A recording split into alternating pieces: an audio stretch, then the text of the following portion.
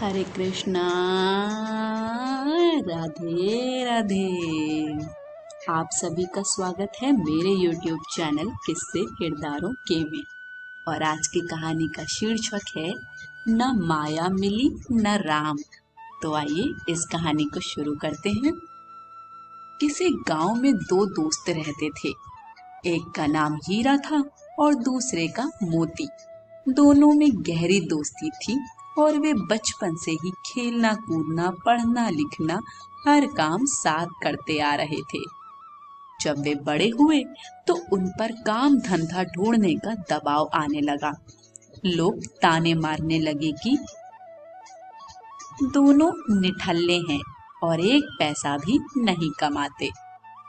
एक दिन दोनों ने विचार विमर्श करके शहर की ओर जाने का फैसला किया।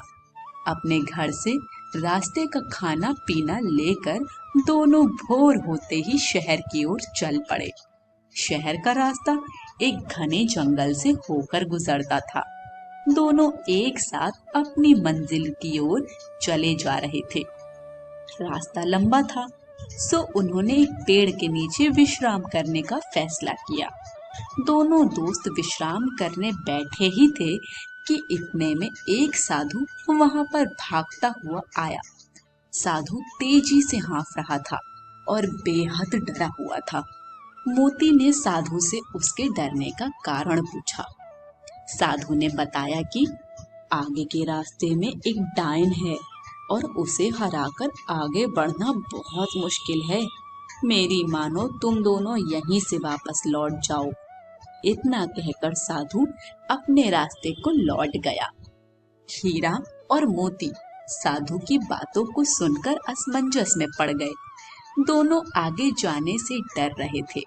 दोनों के मन में घर लौटने जाने का विचार आया, लेकिन लोगों के ताने सुनने के डर से उन्होंने आगे बढ़ने का निश्चय किया।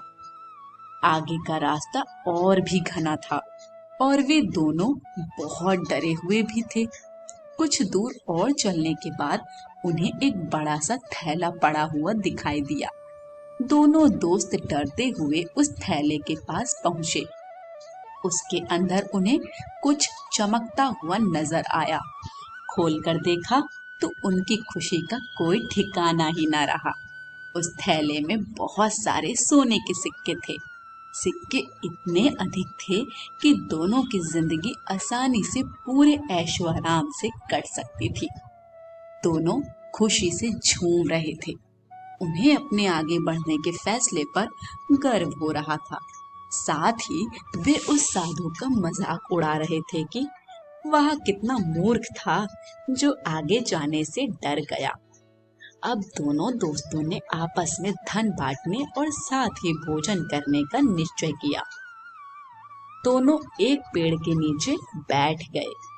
हीरा ने मोती से कहा कि वह आसपास के किसी कुएं से पानी लेकर आए ताकि भोजन आराम से किया जा सके। मोती पानी लेने के लिए चल पड़ा। मोती रास्ते में चलते चलते सोच रहा था कि अगर वो सारे सिक्के उसके हो जाएं, तो वो और उसका परिवार हमेशा राजा की तरह रहेगा। मोती के मन में लालच आ चुका था। वह अपने दोस्त को जान से मार डालने की योजना बनाने लगा। पानी भरते समय उसे कुएं के पास उसे एक धारदार हथियार मिला।